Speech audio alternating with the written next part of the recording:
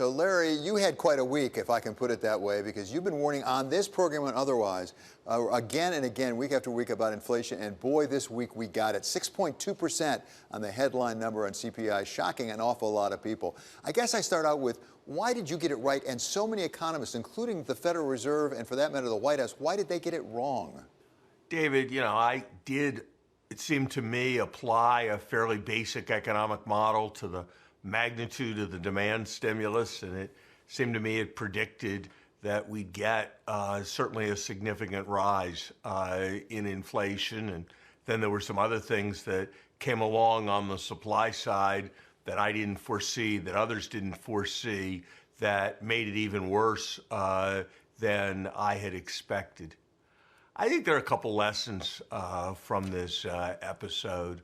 One is that it's always important to avoid excessive certainty. The policymakers in economics who go wrong the most are the ones who are most confident of a single model. You've always got to recognize that there are a wide range of possibilities. On your show, I always said that I thought this was the risk and the most likely thing, but there was a 1 in 3 chance that this would all work out terrifically and that I'd be entirely wrong. I think more recognition of all the range of possibilities is a good discipline for policymakers and economists. I also think that we have a problem, and it's a pretty broad problem, with what I call motivated belief. People really wanted to engage for all sorts of reasons, humanitarian, political, related to momentum at the beginning of an administration, in a very, very large stimulus program.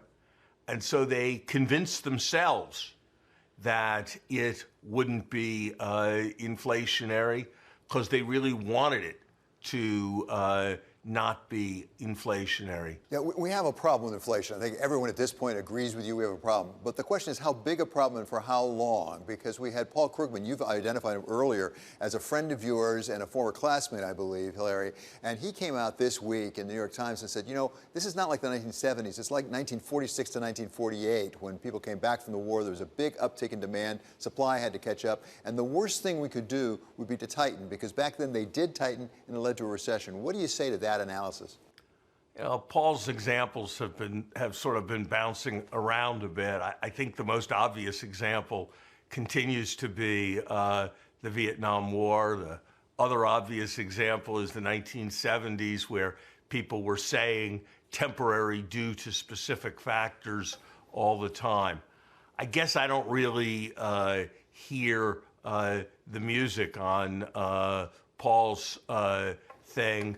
My own sense continues to be that if you look at ongoing developments in the labor market, if you look at what is feeding through in housing, if you look at the evidence on the range of commodities being caught up in inflation rising, if you look at the available data on expectations, then I think it is hard to not have considerable concern that an inflation is entrenching, that is not going to go away without some significant other development. I've been very careful all along to say what I believe, David, which is that yes, there is transitory inflation, but to say that there is some inflation that is transitory is not to say that we're still going to be a 2% inflation country. I like to look at the month-to-month figures better than the one-year figures. And as you know, the month-to-month figure for the CPI last month was above 11%. I've got no doubt that that contains a substantial amount, a very substantial amount of transitory inflation. But that doesn't mean we're back to target inflation. How can it be that when you have an interest rate that's running at negative 2 or 3%, you have the biggest labor shortages and highest vacancy rate since they collected statistics, that's an environment for natural deflation.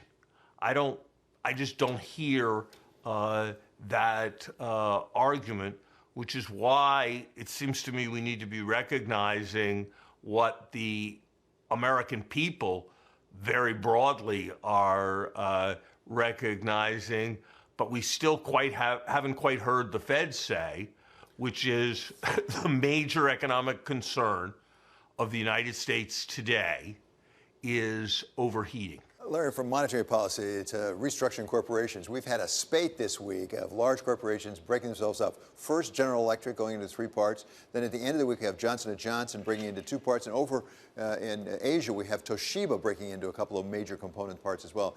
Is there something more fundamental underlying this? What is driving this increasing emphasis on focus rather than synergy? David, I think this is a broadly positive thing. I think in most cases these splits probably have come later than would have been ideal. And I think those who don't like markets and don't like activists should be given a little pause by this kind of development. I think it's 2 things. The first is that in an increasingly complicated world, it's the essence of strategy to compensate, to build on strength rather than to compensate for weakness. And all of us are better off specializing a bit on what our distinctive talent is or what it is that is our strength. I think that's true for companies as well. Second, investors, through their investments, express beliefs. Some people believe in prescription drugs and biotech. Others believe that consumer products are going to be the best way forward. Some people believe that the aviation business is good. Other people believe the healthcare business is going to be good. Not many people believe in particular sandwiches that were put together decades ago. And so by splitting companies up, people give investors an opportunity to express the kinds of beliefs that investors are likely to have, rather than to bet on somewhat oddly and historically constructed sandwiches. That's what I think this is about, and I think for the most part it's a good thing.